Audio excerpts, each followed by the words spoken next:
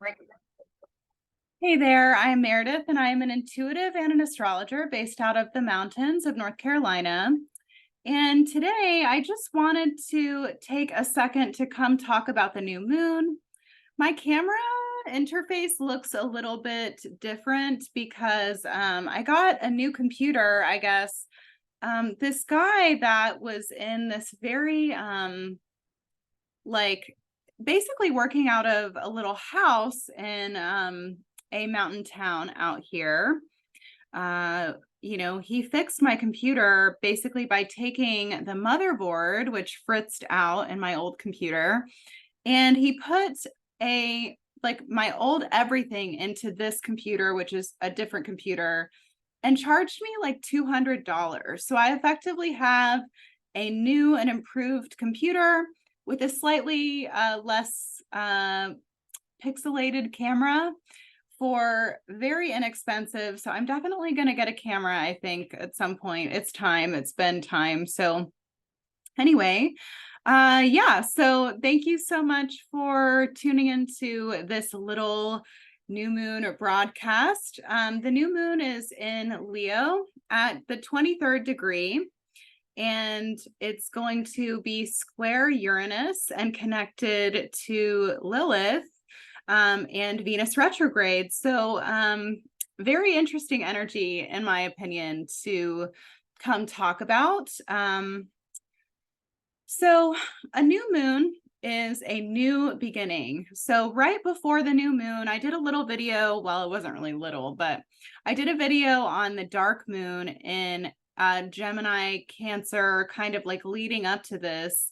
There's something very rebirthish about this particular new moon. Like all new moons should be technically rebirthish, but this one feels, maybe it's because I'm a Leo and I've been dealing with Venus retrograde in my sign. Oh boy, have I. And, I think that in a lot of ways, with Venus going to basically the underworld to, kind of rescind her influence for 40 days and 40 nights to emerge as the morning star when she stations direct and I feel that there's definitely a lot of opportunities to grow, but it's not necessarily the most comfortable. Kind of seems like everyone on some level is feeling the ick. There's a little bit of an ick going around. And I think that's because Leo is such a close to our heart, like very personal type of energy. And so there's, yeah, been a lot of issues with love, with money, that type of thing always comes up with Venus retrograde. And it always also has this really interesting way of sorting itself out. Like things wind up where they are supposed to be. And, so this new moon, I feel like, is a marker out of a couple that I've been talking about on my newsletter, which if you're not on my newsletter, you should be. I'm going to link it in the description. And I feel like there's a lot of clarity and a lot of like shocking realizations coming in on the heels of this new moon. So if you are on the west coast of the US, this will happen while you are asleep. If you live in, say, the UK, this will happen for you in the morning. If you live on the East Coast like I do, and you're an early riser like I am, you might catch it at 5:30 in the morning. And so really like we're getting into this energy a little bit tonight. And then we wake up kind of feeling reborn, refreshed in a lot of ways, right? And it's kind of like it's a marker, like I said, in this Venus retrograde transit that has been pretty difficult for a lot of people because it's kind of forced us to connect with like what our heart wants. I've been getting into a lot of like Neville Goddard's work at a very appropriate time for me, I will say. And one of the things that Neville Goddard discusses is self-concept. Let me see what exactly, and I quoted this on my actual newsletter, but Neville Goddard self-concept quote. It's really good. If you change your conception of yourself, you will automatically change the world in which you live. Do not try to change people. They are only messengers telling you who you are. Revalue yourself and they will confirm the change. So the homies in my life, the girlies, are going, including myself, obviously, with me very much like leading the charge, are very much going through that. It's a time to evaluate, like, what is my self-love? What is my self-concept? What is my self-worth? And how does that like translate into my world and what I'm coming up against in my life? And so, yeah, I think it's great. And I have been enjoying watching my friends and also have been enjoying watching myself begin to really dig down into like, what are my limiting beliefs around myself? And then how does that show up in the world around me? This is very Leo energy. It's kind of self-absorbed. It's like focused on very much itself. So if you found yourself a little bit in your own little world, that would make sense, right? So, Venus and Leo has been connected this whole time to Lilith in Leo. And so there's different aspects of the feminine, right? Every single woman that is worth a damn that I know has been through very challenging periods in their life, right? So when I think of Lilith or like the Morrigan or like the sort of like the darker aspects of the feminine that are portrayed in myth and in lore and in legend, Kali, right? I think of a couple of things, right? I think of like people kind of just willy-nilly like invoking that energy to like come into their space and come into their body and like channeling that energy. And man, that seems like misguided and misdirected to me at this point, because all deities and gods and goddesses or whatever, like in every pantheon, like, the Celtic pantheon and the Norse pantheon, all of these deities have, it's like we are aspects of them and they are aspects of us in a sense, right? So we all have all of the zodiac signs. We have traits, both light and dark, within us.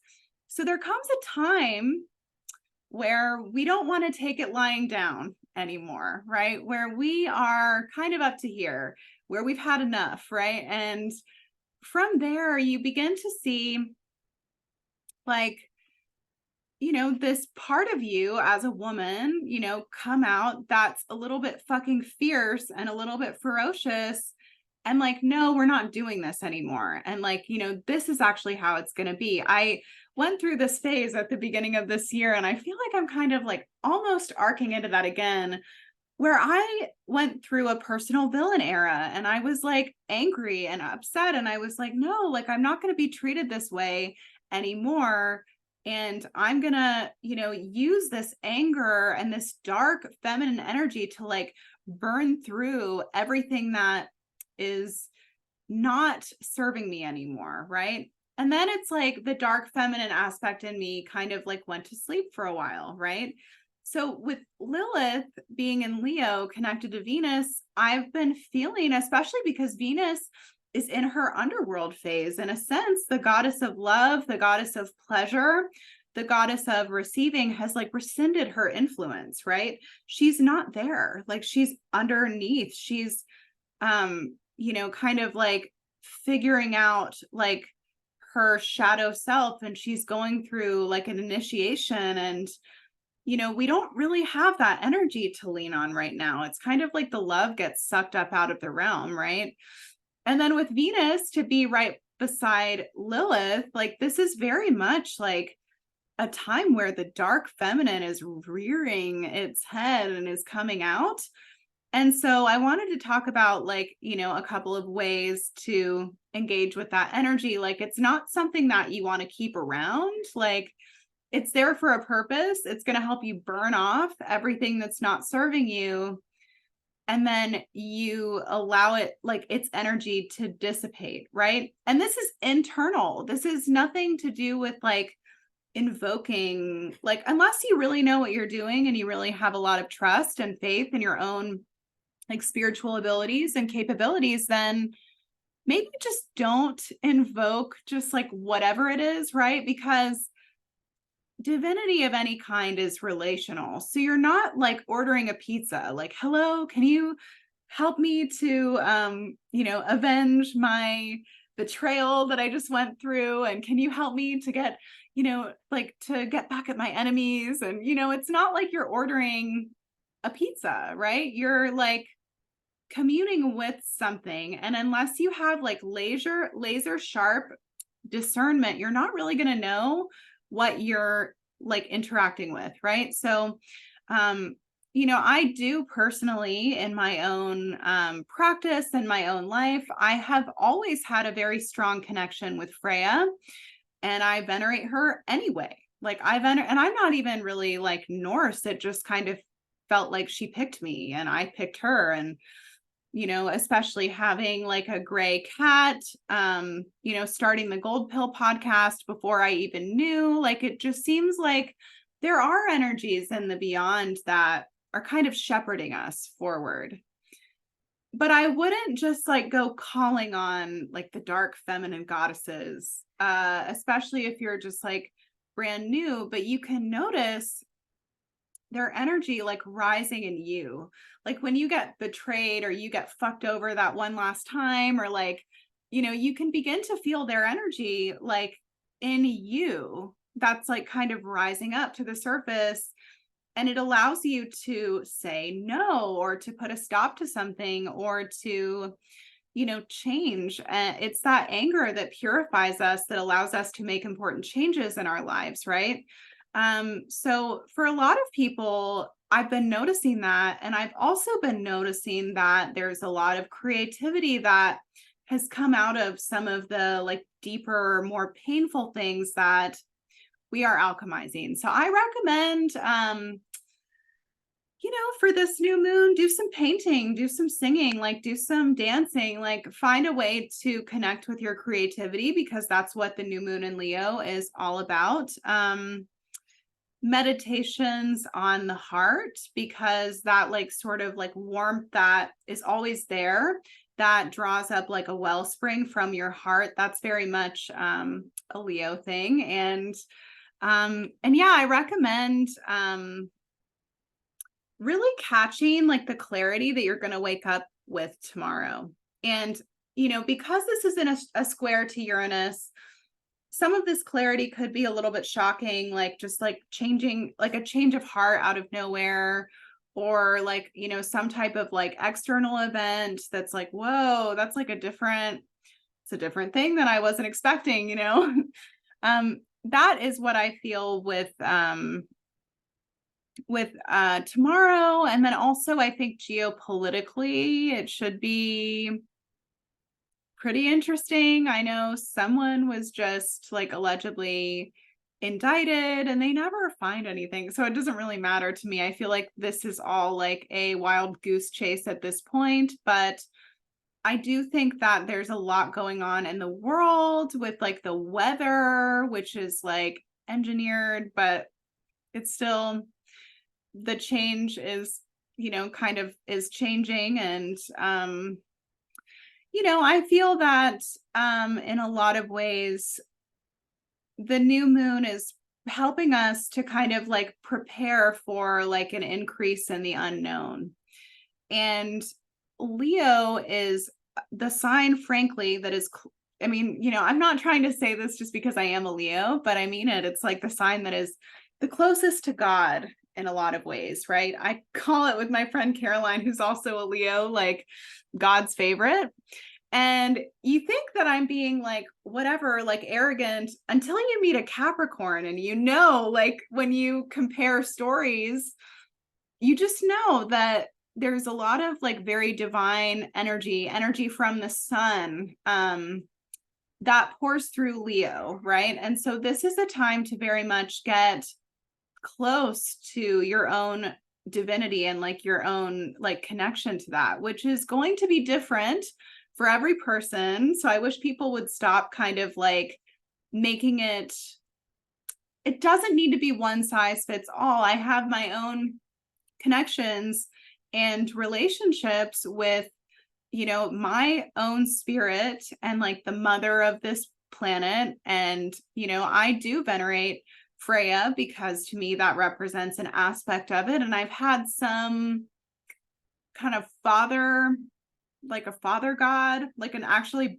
beneficial, benevolent father god, kind of like making his presence known to me. And that's an interesting thing to reconcile with because I've always kind of felt like at odds with that. And really, these are just personifications and myths that humans need to tell stories and create and connect to divinity. And so, because this is opening up a 2-week and 6-month cycle of a bit more like unknown, kind of has like the signature of earthquakes and seismic activity to me. So, I guess what I'm saying with that is that I just want everybody to really get closer to their own source of energy, of what gives you inspiration and what helps you to create. Because I feel like this is the most, I feel like I sound like a parrot on here sometimes, but this is the most important time to be creating, to be creative, to like